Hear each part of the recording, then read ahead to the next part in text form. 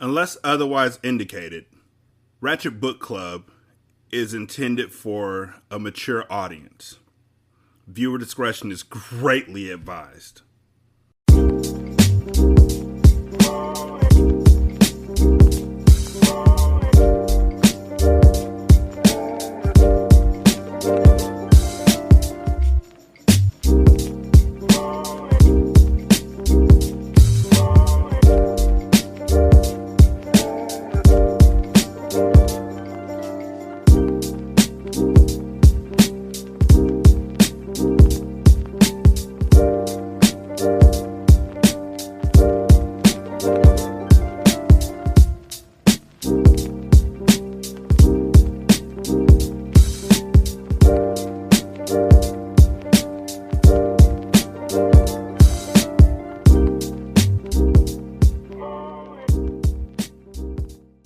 Welcome to Ratchet Book Club. Hood classics, good classics, Derek. You're welcome. 916-633-1537, Ratchet and Ratchet at gmail.com. Ratchet Book Club on Twitter, Ratchet Book Club on Facebook. I mean it. You're welcome. Reading in the summer. You're welcome. There's like so many other things I could be doing right now, but I'm coming to you as a man to read these books. Show the white people, black people, like play this shit for them and be like, just stare at them. Because you know they think we can't read, right? Can't read good. Like, all we got is dick game and jump shots. Twerking skills. I don't know. Tracy wore another classy outfit to school the next morning. She wore a pair of sunshades around her neck for a fashion statement. She planned on bragging about Victor all day long. Tracy said while strutting up the hall, "Yup, Jantel," and then I told him I had to get off my phone before I messed it up. I was kind of nervous. Jantel smirked. "For real? I would have been nervous talking to him too. I'm nowhere near his league," she admitted. "You ain't either, Tracy," she thought of saying. Then again, Tracy had gotten all the other boys she had gone after, so maybe she could get Victor. "Well, he's going to be up here for me today," Tracy continued to brag. She opened her locker to get her books out for the next class, and Travis's long arms grabbed the swinging door. "So, I heard you talking to Vic," he said to her. "Could you get off my locker, please?" Travis was getting on Tracy's last nerve. "Aw, bitch, don't get loud with me. He's only gonna fuck you and leave anyway," he lashed out at her disrespectfully. "Yeah, aight," Tracy responded in a low tone. She was afraid that Travis might haul off and punch her if she provoked him. But Travis laughed and walked off, swinging his long, reckless arms. "He ain't shit," Tracy told Jantel as soon as he had left. "He's just mad because I didn't give him nothing. The old drugged up dog. It's weed. It's weed. Like, I just want to say that every time they say something bad about this dude. It's weed. And all the other people that you've made in this book, nobody's aged well except for Travis. Because now everybody fucking smokes weed. I mean, I don't. But that's just because I work for the state and I know the first time I try it, they're going to fucking test. But, nigga, weed ain't shit. And you spent all this time talking bad about this kid while glorifying Victor and all that kind of shit. You ain't shit. Tracy went to all her classes on time for a change, waiting anxiously for the final bell to ring. She walked out of the building with much anticipation and found that Victor was nowhere in sight. Travis laughed in her face and called her some more names. Tracy was embarrassed with a capital E. She had practically told the entire school that Victor's coming to walk me home today. Why? Why? Like, what? When Victor didn't show, Tracy appeared to either be a fool or a liar to all her peers. Either way, she was obviously not pleased with it. She rushed right home to give Victor a piece of her mind. Tracy howled over the phone. "Hey, Victor, why you stand me up?" I was trying to get up there, but I had to get this book from the library to do this report." "I'm just walking in the door now," he quickly lied to her. "And another thing, don't you ever get an attitude with me. I'm not one of your young boys," he snapped. Tracy was startled. Oh, my fault. I didn't know that. I'm sorry." "You didn't know what? That he ain't a young boy? That he's not 12 and 13 like y'all are? Like..." Victor then filled her head with his game. "Yep, I was about to come around there to see you. But you know what? To hell with that now. I said I was sorry, Tracy pleaded. Nah, fuck that. That sorry shit don't change nothing. You think I'm one of those suckers you be dealing with. Tracy whined. No, I don't. Please come see me, Victor. Victor said, alright, I'll be around there just as soon as you're ready for me to come. I'm ready, Tracy said thoughtlessly. No, you're not. And don't call me back till you thought about it. Victor hung up on her ear. Tracy looked at the receiver, realizing what he was referring to. And he was right. She wasn't ready.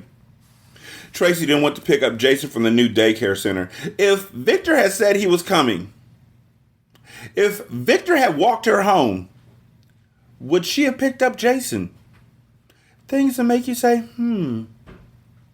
Peppy, a mean-spirited, light-skinned boy who Tracy never liked, approached them on the sidewalk as they headed back home. To Tracy, Peppy was mad at the world and set on destroying it. Hey, dummy, he said to her, unprovoked. He was walking towards her and Jason from the middle of the street. Who you talking to? Tracy asked, frowning at him. Peppy let out a sinister laugh as he came closer. Tracy quickened her step, pulling Jason along to get them away from him. Peppy said acidly, What you running for, you stupid little bitch? Tracy was stunned. Now why you gonna say that to me, Peppy? I ain't say shit to you. Little Jason stared at him. God, I can't stand you, boy, Tracy shouted. Girl, you ain't all that. Hey, yo, Peppy, leave her alone, man, Victor shouted from up the street.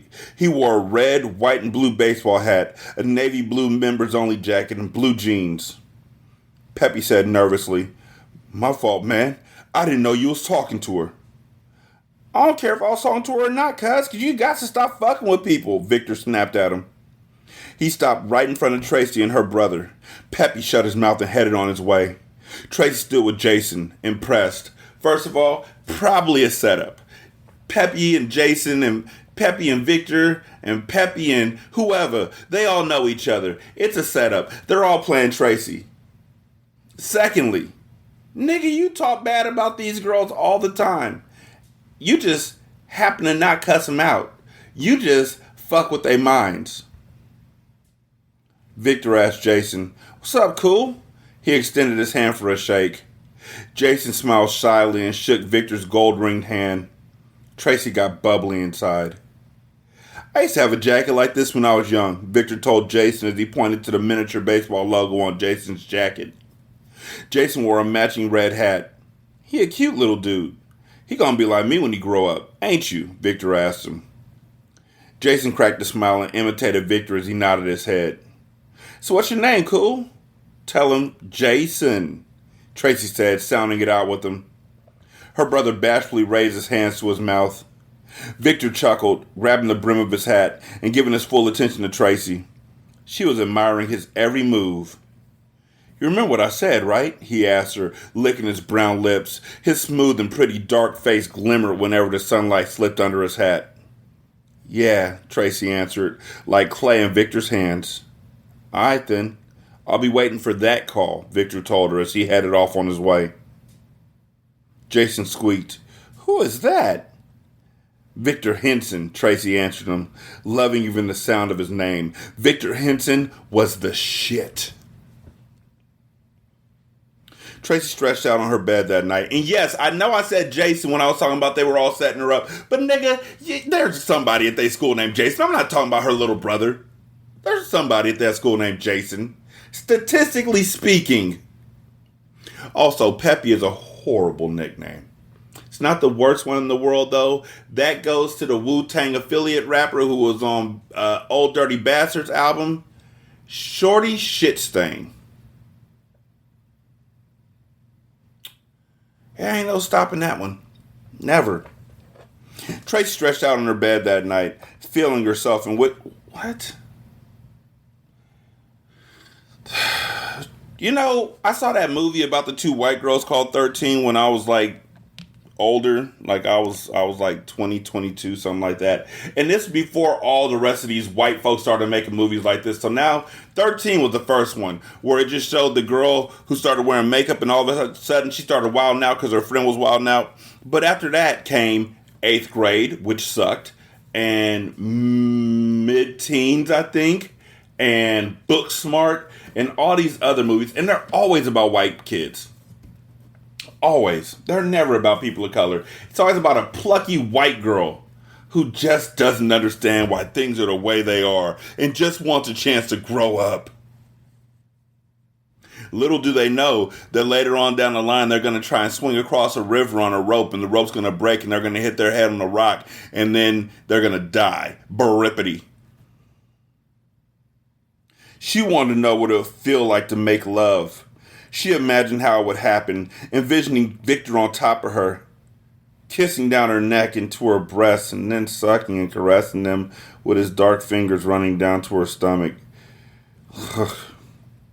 She imagined herself cupping his pretty face inside of her hands and begging for more as he moved with her like two human snakes as they passionately kissed again and again like they did in the movies. 13. I'm really trying to think of what I was thinking about when I was 13. It wasn't ass, ladies and gentlemen. It was not. At the age of 13, I was still playing two-hand touch football with my boys.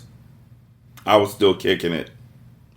It's the second book where I read that the girl is like just, but this isn't nearly as bad as Addicted was. Addicted was just emptily nasty and over the top nasty and vapidly nasty. This book is just uncomfortable. Tracy wanted to know how it would feel like to have someone do it to her. She took her morning shower and felt all over her body, making herself excited as the warm water tingled her. She kissed the shower walls and ran her hands between her legs, thinking that she had gone absolutely crazy. And then she knew that it was time to lose her virginity.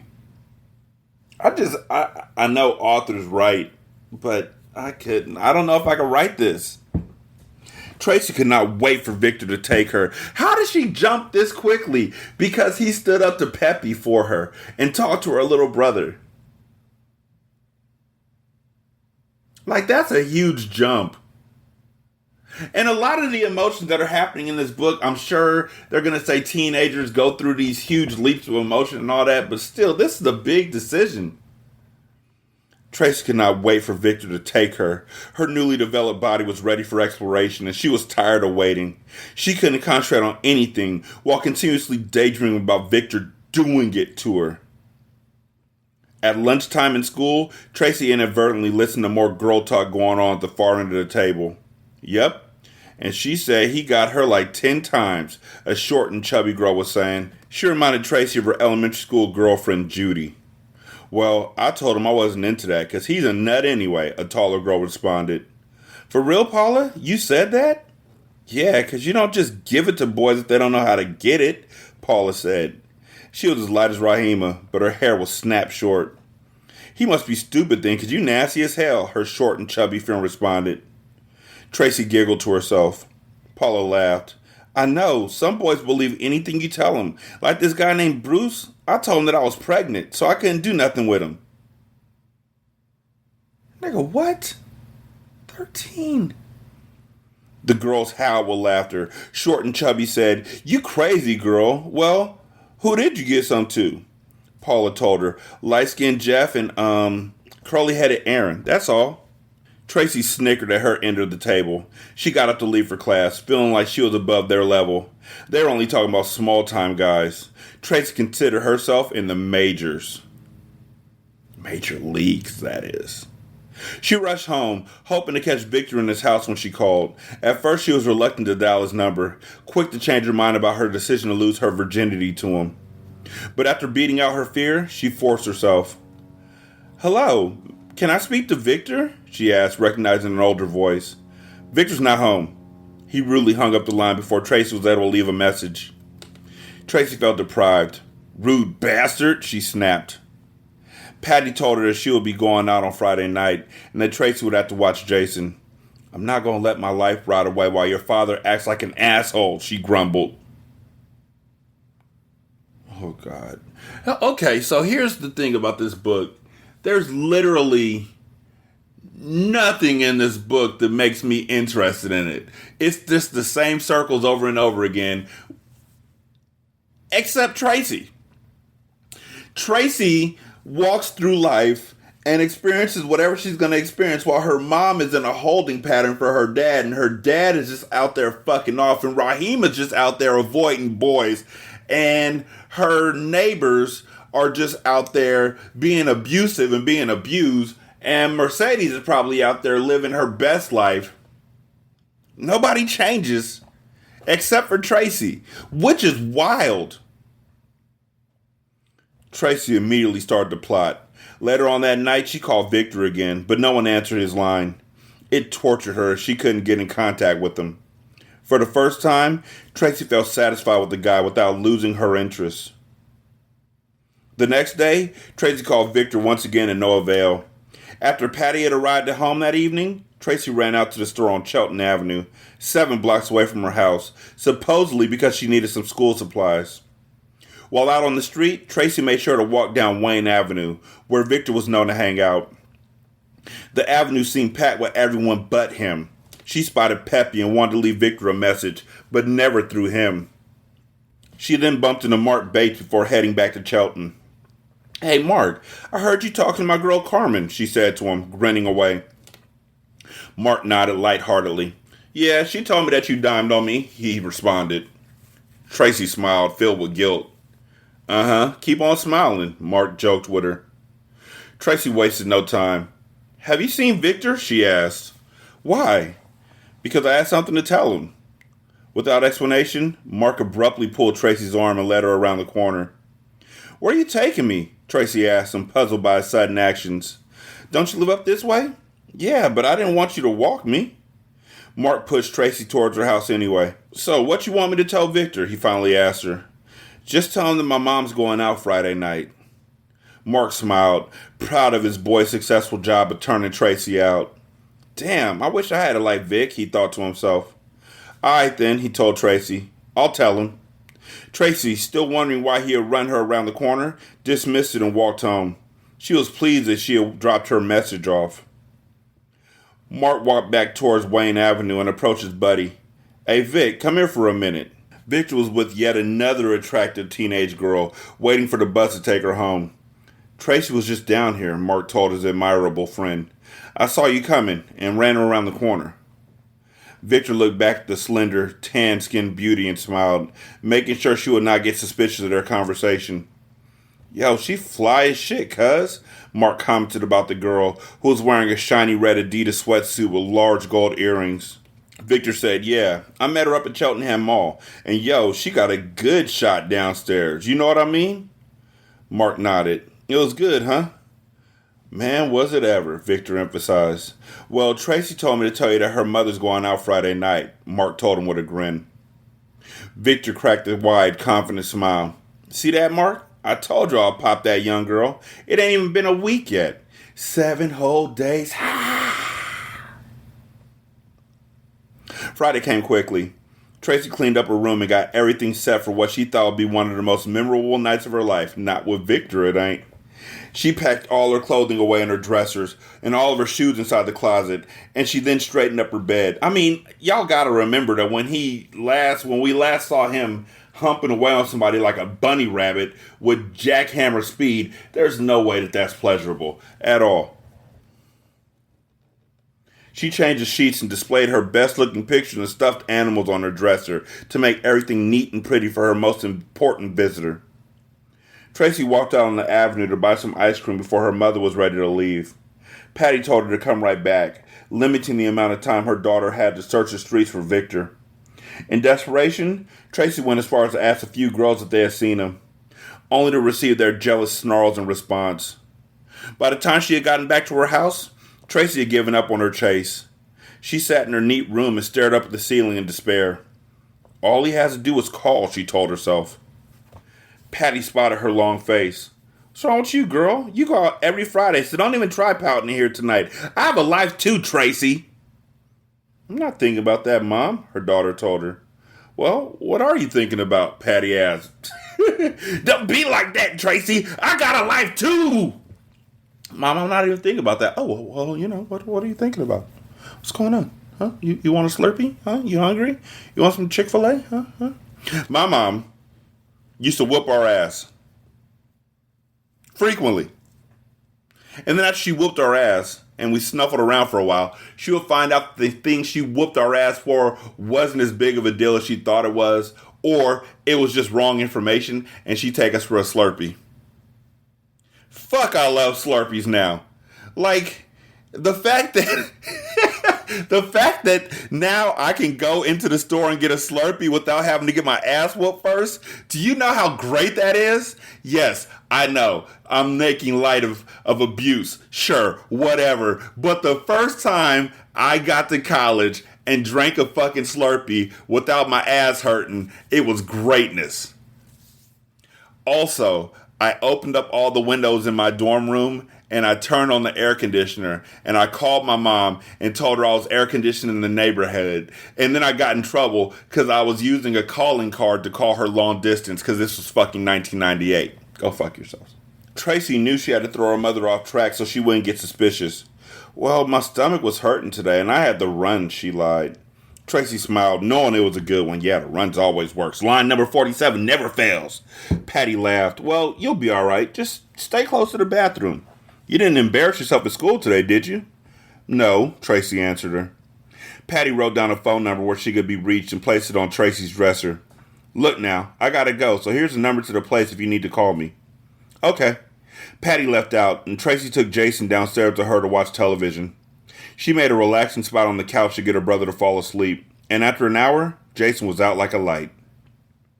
Tracy then carried him up to his bed and headed back downstairs, praying for her late-night romance to come true. She sat and ate her ice cream, and before she knew it, it was 10:45 and she had dozed off herself. Victor should have been there by 10. Tracy struggled to her feet and headed towards the stairs. She was disappointed and ready for bed, but right as she reached the first step, she could see, through the front window, a figure approaching her door. She ran to the door excitedly. Victor stood on her top step, waiting for her to let him in. Nobody's watching? 10:45, probably not. Tracy said happily, "Hi! I thought you weren't coming." Victor looked around as he walked in. "You got a nice crib," he said, half ignoring her excitement. He knew she would be pleased to see him. "Thank you." Tracy followed Victor into the living room as he wandered around. He wore a red polo jacket, a plain white tee, and black jeans. A gold rope chain shone around his neck. "Yo, what time's your mom coming home?" he asked her. "I don't know," Tracy answered.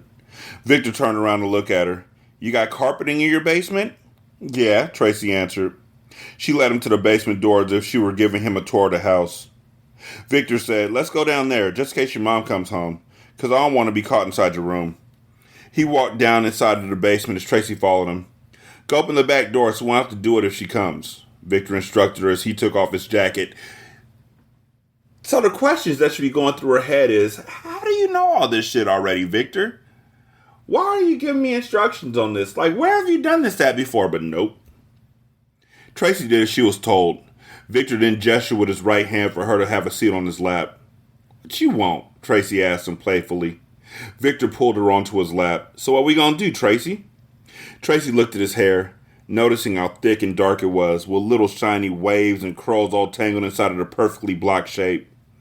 "Damn, he looks good," she thought to herself. I don't know if y'all ever saw The Wood. Great movie. I'm not talking about that, you nasty bastards. I'm talking about The Wood with Omar Epps and all that. It's a really good movie, and Taye Diggs and the nigga from Lockdown. And Mike. Big Mike. But when I picture what Victor looked like, I picture the nigga, the dark-skinned nigga, not the tall one, but the one that ended up being Taye Diggs. And none of them kids looked like they did when they became adults, except for fucking Melinda Williams, by the way. No, because she ended up looking like fucking Sanaa Lathan. No, none of them kids ended up looking the way they're supposed to look. But the middle nigga, the not Big Mike and not the big nigga, he is probably what Victor looks like. Go ahead and go on, just type in The Wood. Make sure you put movie. Make sure you put black movie. Make sure you put in parentheses not porn. And then go from there. "Oh no," she moaned. Tracy was feeling nervous and unsure of herself. Victor pulled her down to his lips and gently kissed her neck. He then licked around her ear like he had done at the party. Do you want me to make love to you? He asked her. I don't care, Tracy moaned as he kissed her lips. Victor stood her up to take off her clothes. Tracy then felt an impulse to stop him. I don't know about this, Victor, she said, gripping her pants as he tugged at him. Victor pushed her away and said, Look, I told you to call me when you're ready. Tracy whined, Well, I thought I was, but why I gotta give you something just to be with you? She wanted Victor to stay and argue with her like most boys would, but Victor had too many girls for that. Call me when you're ready, okay? He snatched up his red polo jacket and headed towards the basement door. Tracy's heart pounded. She watched him walking away and couldn't help herself. Okay, Victor, don't go! That's not consent, ladies and gentlemen. Victor stopped at the door. Well, what you gonna do then? Because I got places to go and people to see if you planning on wasting my time down here. He held his jacket across his left arm, holding the doorknob with his right hand. Tracy knew that he meant another girl. She decided that she would rather give him some than be left alone thinking about him. Well, what do you want to do? Tracy nodded like a child with her hazels twinkling inside of the dark. She started to slowly take off her clothes. Victor came back in and he watched her. Tracy undressed piece by piece as her heart raced, feeling trapped by young lust, confused for love. Soon she sat naked on her basement couch, not yet 14, and about to lose her virginity. Victor yanked out a quilt from her mother's laundry basket and spread it out on the floor. That quilt's gonna be bloody. Tracy looked up at him in submission as he began to take off his clothes. Is it gonna hurt? She asked him innocently. Victor held in his lap as he spread her thighs. Only a little bit, he said, again kissing her neck. He played with her to arouse her young body for easy access. Tracy could feel him, bumping up against her leg as they passively wrestled with tongues, fingers, arms, legs, elbows, and knees. Victor was erect and throbbing against her, and Tracy quickly exhausted herself from the foreplay. Victor, put it in, she said, afraid to touch him. Are you sure you want me to? He whispered. Tracy pleaded, whispering back to him, Yeah, do it. Victor tried, and Tracy resisted with a squeal. Her legs began to shake with anxiety as he barely entered her. She then tried to pull back from his grasp to avoid the pain, like she had done with Bob. Victor clutched her by her shoulders, pushing himself through. Ah, Victor! Tracy howled desperately. Victor began pushing her legs back with his arms. Tracy attempted to grab the rug. Failing at that, she began to claw away at his back as she moaned, Ah, Victor, I love you, I love you. It's been 1 week since you looked at me. Oh my God, I can't believe I'm actually doing this, she thought to herself. When he had finally finished, they laid there intertwined until Victor had regained his energy.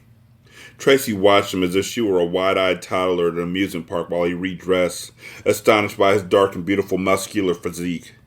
Victor had a perfect black body, and after being with him intimately, Tracy understood firsthand why all the girls loved him. Victor asked, What's wrong? Nothing, Tracy answered shyly. Well, I gotta go, all right? Okay, she responded breathlessly. Tracy got up to walk into the door, remaining butt naked inside of her dark basement. She locked the door behind him and carried her clothing upstairs to her room. She then fell out across her bed, feeling relaxed and robbed of all her energy as she slipped into a deep and peaceful sleep. Jason tapped on her sister's shoulder Saturday morning. Oh, that's a lot of S's. That's like a little tongue twister right there. Jason tapped on her sister's shoulder Saturday morning. What? Tracy strained, making sure that her sheets covered her naked body. I want some cereal, her brother squealed. Tracy! Tracy didn't respond, so Jason shook her. Tracy! Stop! She snapped at him.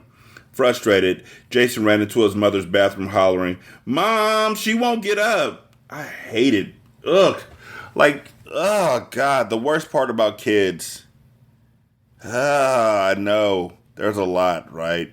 But the number one worst thing about kids is when they're too little to get their own fucking food. But they don't breastfeed anymore and they're not on formula. Like they literally need you to get up and make them breakfast. And they always get up at that age. They always get up at like 7 o'clock in the fucking morning on a Saturday and shit. Ugh. Happiest day was when my youngest son became old enough to make his own breakfast. That was the happiest day of that week for me. Well, you tell her I said so, Patty mumbled while brushing her teeth. Jason pleaded for action, but she won't get it. Patty finished brushing her teeth and marched into Tracy's room. Look, girl, if you want to go out tonight, then you better get up and get him something to eat. Nigga, you up? You brushing your teeth. Like, why am I required to get him some cereal? Like, you are up. Tracy couldn't believe her ears. It seemed like only yesterday when her mother was pleasantly buddy-buddy with her, and in 1 week she had turned completely sour. Now I know what people go through when their parents get divorced, Tracy thought, because she's starting to act crazy. I don't have nothing to do with what Dad does. She took a few seconds to gather her energy and then slid some clothes on to do what she was told. And again, Tracy was given the responsibility of babysitting Jason while her mother ran errands. Hello? Is Jantel home? She asked from the phone inside of the living room. She just had to call her best girlfriend and update her on the news. Jantel answered, Hello? It's Tracy. And guess what happened last night? What? Victor came over here. For real? What'd y'all do? Tracy smiled. You know. Ooh, y'all got nasty? Yep, and it was good. But girl, that shit hurt like hell at first. Jantel cracked up. It did? She asked, with tears of laughter flooding her eyes. Jantel had always assumed that having sex would hurt. She had heard horror stories from several different sources to confirm it. And unlike Tracy, she was in no hurry to lose her virginity. Shit, yeah, it hurt, girl, Tracy told her. She quickly looked over to Jason, hoping that he paid no mind while he watched Saturday morning cartoons. Tracy then decided that it would be wise for her to watch what she said around him, because Jason was at an impressionable age. Are you going to that party tonight? Tracy asked Jantel on another note. On Haines Street? Yeah. Jantel grimaced and shook her head against the receiver. No way. All they do is fight around them. Don't go to that party, Tracy. You don't even want to get mixed in with them people, she warned. Tracy thought about her warning, but her mind was already made up. She was going to the party. Victor would probably be there, and it would give her another chance to be near him. She called Carmen, who went to all the parties, and set a time for them to go together. Haines Street was packed with nothing but guys, outside and inside, and Carmen seemed to know all of them. There was limited elbow room inside of the smoky basement where the party was being held, and Tracy began to see why so many fights broke out. She searched the room with her eyes, feeling sure that Victor would be there, but she couldn't spot him, although most of his loud friends were there. Tracy immediately figured he was off with another girl, doing what he did best. "What's up, pretty?" An older guy with a fresh haircut said to her. His greased wavy hair glimmered under the dim green party light. "Nothing," Tracy said, and since Victor was not around, she was more than ready to leave. "What's your name?" she asked. "Tracy." "Yeah, well, you got a boyfriend?" "No, but I'm talking with somebody." "Well, you don't go with them, so I figured that you and me can talk." Mr. Waves looked all right, but Tracy had already been satisfied, so he was beginning to get on her nerves. He was too pressed. "Do you know Victor Henson?" she asked him. "Oh, damn, you talking to him?" Tracy nodded, and Mr. Waves backed off. "My fault, then." Tracy smiled to herself, proud of Victor's rep. She then moved into a corner and spotted Carmen French kissing some tall guy, and she was lonely. "Hey, what's up, Slim? You fly as you want to be. You got the fresh-ass gear on and everything. What's your name?" another boy asked. He was not as attractive as Mr. Waves, and his breath smelled like a ton of cigarettes, so Tracy ignored him. "Huh? What's your name?" the boy repeated as she moved away. "Oh, all right then. It's like that?" he said to her back. "Bitch!" "You ain't like dude right there, huh?" yet another guy said to her. Tracy looked up to see a cute brown face under a red Kangol hat. "Nah," she answered, uninterested in conversing. She was still satisfied with him longing for Victor. Cute Brown asked, "Well, who are you here with?" "Nobody you know." The boy was caught off guard by Tracy's blunt response. He figured that he was being respectable with his conversation. "You don't have to get like that on me," he told her. Tracy pictured him as a Tommy type who would want to spend every hour of the day with her, so she simply wanted to get him off her back and fast. "I'm talking to somebody, okay? Damn." Cute Brown moved away from Tracy and joined some of her friends. Tracy sat there on the wall, deserted and staring at Carmen, who seemed to be having the time of her life. Before she knew it, 2 hours had passed, and Tracy had danced with several dull boys. Carmen finally joined her. "Hey, Tracy, you want to go with these guys I know?" Tracy frowned. "Who?" "Come on, I'll introduce you to them." Carmen dragged Tracy away to a couple of tall basketball players. "This is my girl, Tracy," she said. "You live on Diamond Lane, don't you? Right next to some girls named Mercedes and Rahima?" one of the boys asked Tracy. "Yeah, how you know?" Tracy perked. "Damn, everybody knows me," she thought to herself excitedly. "Because my cousin lived up there, and I've seen you before." "Yeah, Mercedes don't live there no more. But who's your cousin?" Tracy wanted to know. "Well, he's an old head now. But do you remember some guy named Kevin?" Tracy nodded with a grin. "Yeah, I remember him." Kevin was Mercedes' first man, like Victor's mine, she reflected with a smile. "Well, y'all down to go with us?" the other tall boy asked Carmen. Tracy felt like they were harmless and friendly. She had no objections. The party had turned out to be a dud anyway. They left the party and walked a few blocks to Carmen's friend's house. She was still hugging and kissing them while on their way. Tracy had completely forgotten about her mother's warning concerning leaving parties with guys. It had happened too fast for her to think about it, and once it did cross her mind, she had already done it. The boys' parents had gone out for the night, and Carmen slipped right up the stairs to be with them. Tracy had just met the other guy, and she didn't like him sexually. They sat downstairs and watched Eddie Murphy's Delirious on tape. Tracy laughed while wondering what her guy's parents were. She felt nervous knowing that the boy sitting next to her probably expected her to do something. She dared not to mislead him, so she decided not to even look his way. She kept her eyes glued to Eddie and his blunt style of humor. The tall boy asked, "What time you gotta be home?" 12 o'clock, Tracy answered. It was already a quarter after 11, and it would take Tracy 20 minutes to walk. "You want me to walk you?" he offered. Tracy planned on being short and sweet with all of her answers. "I don't care," she told him.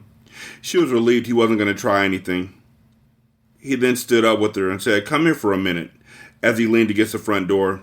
Tracy stopped with arm's distance between them. "Come here," the tall boy repeated, tugging her arm towards him. He was trying to pull her closer, and Tracy correctly assumed that he wanted a kiss, so she promptly backed away. "No, that's all right. I just met you," she told him.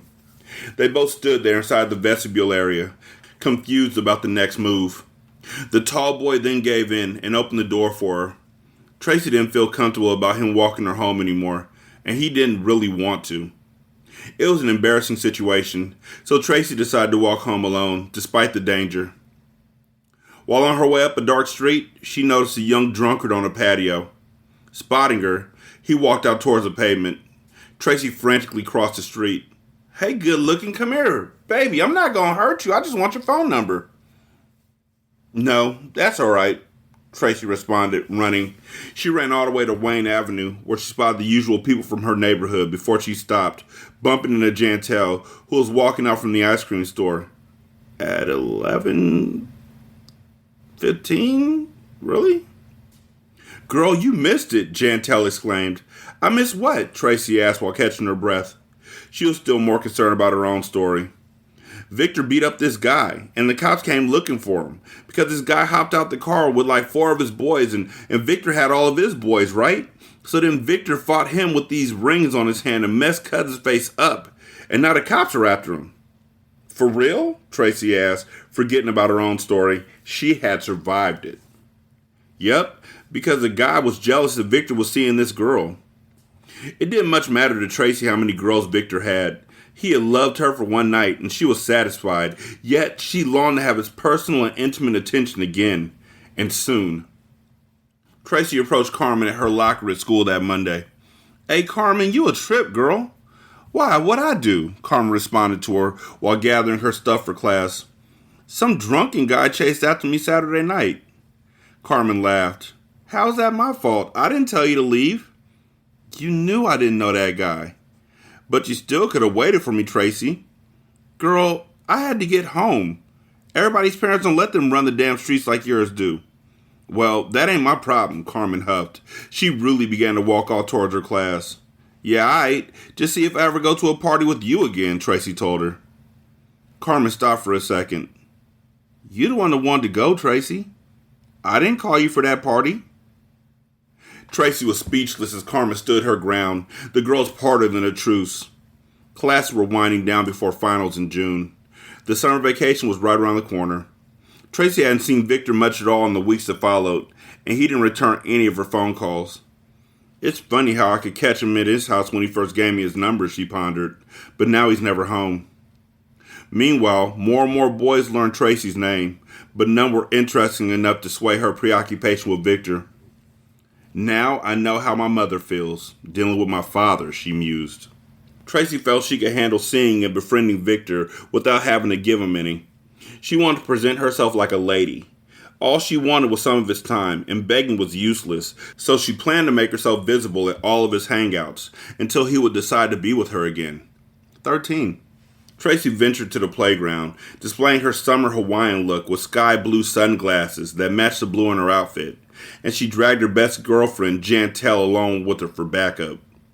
They sat down on the benches with the older girls, watching the guys play basketball.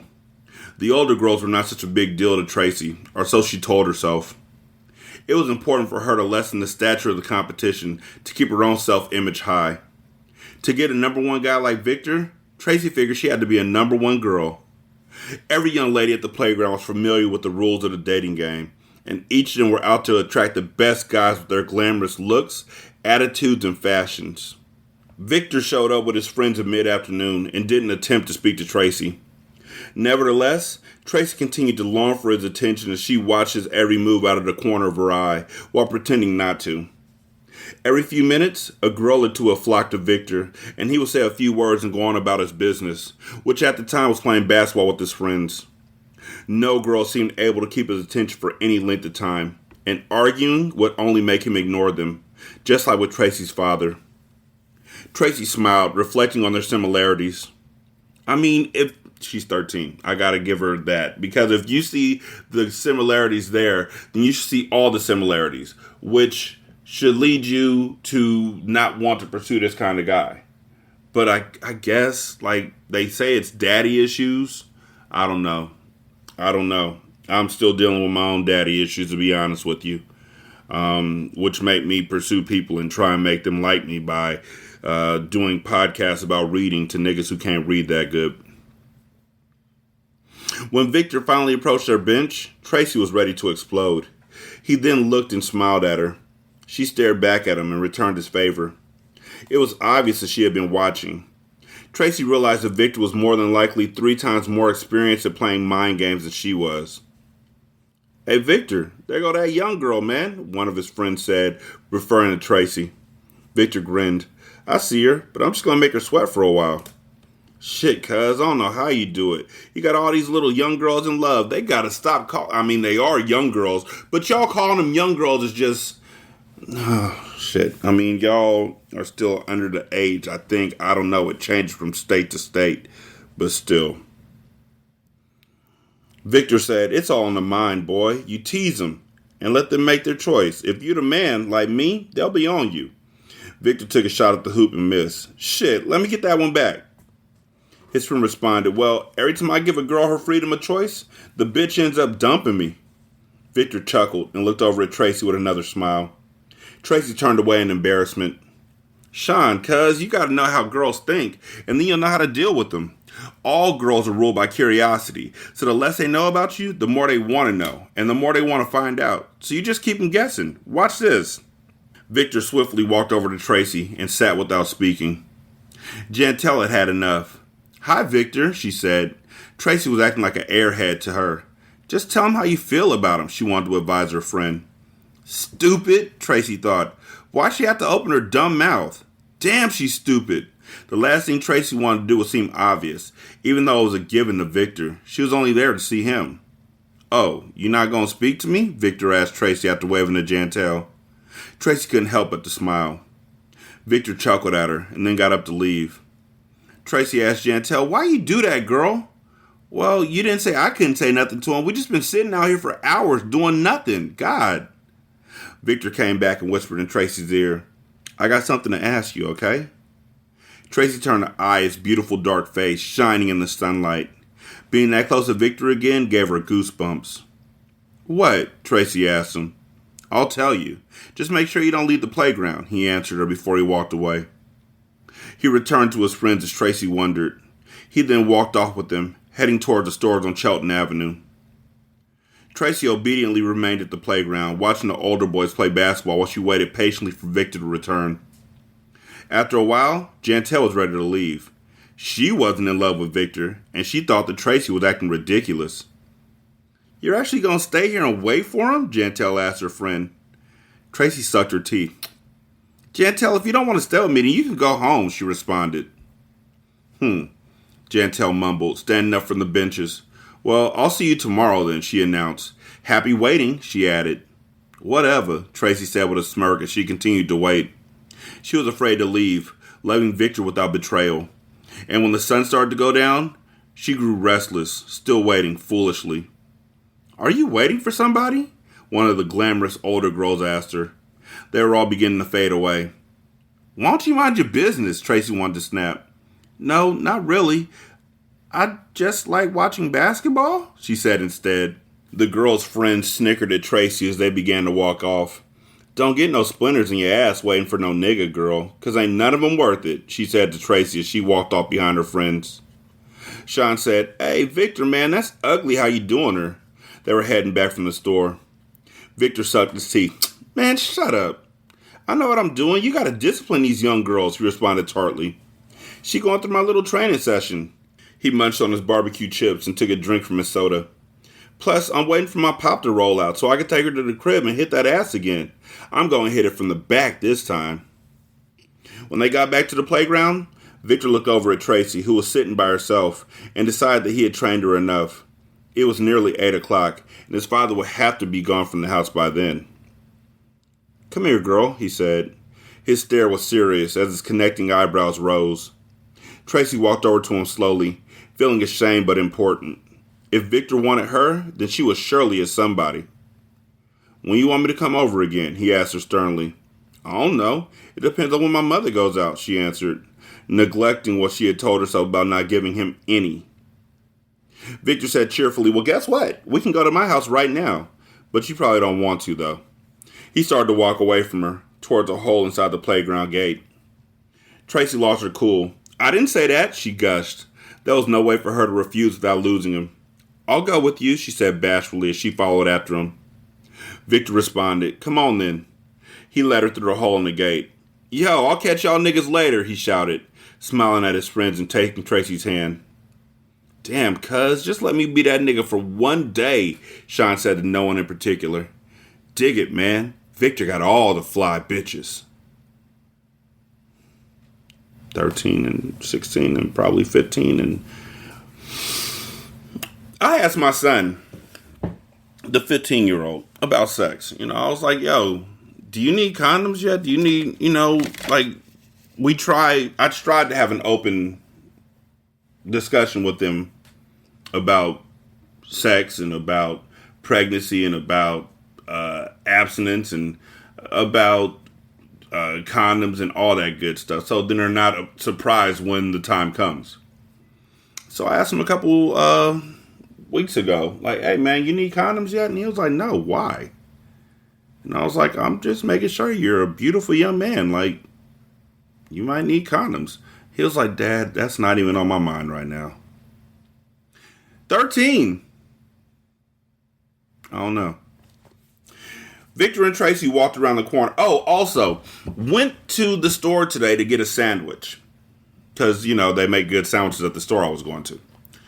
And the sandwich that they made for me was hella small and cost $9, so I put it down in the cooler. Like, I put it into... It was a Safeway, I'm not going to lie to you. So I went to the cold section in Safeway, not like the refrigerator section. I put it in the refrigerator. That way it didn't waste. But I wasn't paying $9 for that tiny-ass sandwich when I could go to Sprouts and get a sandwich that's bigger than that for fucking $4.99. Just makes no sense to me.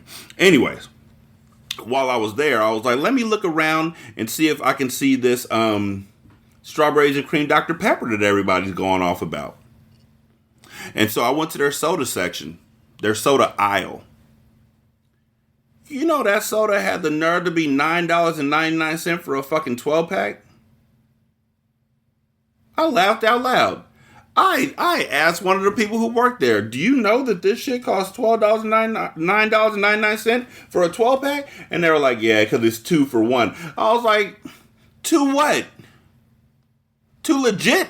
Like, You got me paying $9.99 for something that usually costs $3.99 to $4.99. That's the range. And you're telling me it's 2 for 1. Get out of my face. Y'all fucking horrible. So I left. Victor and Tracy walked around the corner, hand in hand. He wore a white Adidas short and shirt set, clean as usual. Tracy felt like a queen, ready to make love again to King Victor. Victor looked into her hazels. You know, I never realized how sexy your eyes were until I seen them in the light today, he told her. Thank you, Tracy responded, tickled brown. God, I love him, she thought to herself. Victor told her to wait outside on his patio for a moment while he went in. Tracy waited, happy to be with him. He then came back and gestured for him to come with a flick of his wrist. His house was beautiful. Tracy looked at his brother's basketball pictures, noticing the family attractiveness. Your brother's my complexion, she commented, standing in front of the imitation fireplace. Yeah, my mother's your complexion, Victor told her. Us niggas come in all colors. He approached her from behind, putting his hands around her waist and kissing the nape of her neck. Tracy rubbed his hands and leaned her head forward, loving it. Tracy, I want you to do me a favor, all right? Yes, Tracy responded dizzily. Victor turned her around and looked her in the eye. Go upstairs to the last room in the hallway and take off your clothes. I'll be up in a few. And get under the covers while you're at it. Tracy didn't even hesitate. She did exactly what he had told her, waiting for him under the covers, naked and unashamed. Victor walked into the room and turned off his light. Tracy felt his smooth, dark body as it joined her under the sheets. He turned her over on her stomach and pushed her knees forward as he entered her from the back. Tracy whined, Ow, Victor, I don't want to do it this way. He gripped her by her waist and began to pull her into him. Tracy dropped her head into the pillow, fighting the pain until it no longer hurt her. Did you miss me? He asked her. Yes, she moaned breathlessly. Do you like it? Mm-hmm. Do you want me to stop? No. Good, he told her, kissing the nape of her neck again. Tracy rolled over and rubbed his chest when he had finished. He was her man and she loved him. Victor allowed her to lay with him on his bed, butt naked and under his sheets, as Tracy peacefully fell asleep in his arms. Victor leaned away from her and looked her into the face as she dozed off. She's just so young and pretty, he told himself. He ran his dark fingers through her hair. Everything's got a color attached to it. I like you, he whispered in her ear, but I just can't let my guard down, he thought to himself. His older brother had told him that young girls were the worst ones to fall for because they don't know enough about relationships and are not mature enough to handle all their emotions, he had said. Nevertheless, Victor liked Tracy's loyalty to him, so he considered her trustworthy. Victor continued to have sex with Tracy throughout the summer, whenever he wanted. He never seemed to spend any quality time with her, though. Tracy was pleased when she did have him. She saw no need to complain. He would come to her block and simply look at her a certain way, and she knew exactly what it meant. Tracy had a problem with not being able to tell Victor no. On restless summer nights, she even went looking for him. Time spent with him was never boring, and Tracy enjoyed her small part in his vast world. Hey girl, is your name Tracy? A short, well-curved girl asked from the bottom of Tracy's walkway. Yeah, Tracy answered. She had been sitting out on her steps with Rahima. The short girl said angrily, Well, I got something to talk to you about. Was you looking for my boyfriend? She asked. Tracy looked at the two girlfriends the short girl had brought with her, knowing they were all in high school. I don't even know your boyfriend, she said. Yes, you do. You know Victor Hinton, girl. Don't fucking try and lie to me, the girl snapped. Tracy was glad that she was in front of her house. If anything jumped off, she was ready to make a dash for her door. I'm going to tell you now, if I ever hear about you being with him again, I'm going to kick a bone out your young ass. The three girls walked away after soundly ranking Tracy. Rahima grinned. See what trouble boys get you in, she said. Tracy sat speechless for a second. She then sucked her teeth and sighed. Oh, that bitch know he be running around doing it to everybody. She's stupid to even go with them, she said. Rahima asked with a smile. Well, what about you? Tracy smiled back. So what, Rah-Rah? Rah-Rah giggled helplessly. Well, if I talk to a boy, first I'll make sure he didn't live around here. Tracy grinned curiously. Oh, so you like boys now, huh? Rahima defiantly shook her head. No, I'm just saying if I did. 916-633-1537, Ratchet and Ratchet at gmail.com, Ratchet Book Club on Twitter, Ratchet Book Club on Facebook. You can leave a review on Spotify. It takes like 13 seconds. You can also leave a review on Podchaser. Copy and paste that into Apple Podcasts, and then copy and paste that into the Good Pods app. You can donate to the show at patreon.com/single simulcast. $1 will get you a ton of content. You can also donate to the show at buymeacoffee.com/sscast or on the Good Pods app. You can leave a tip in the tip jar. Thank you so much for listening. I greatly appreciate it. Y'all be good. I'm going to holler at you later. Peace.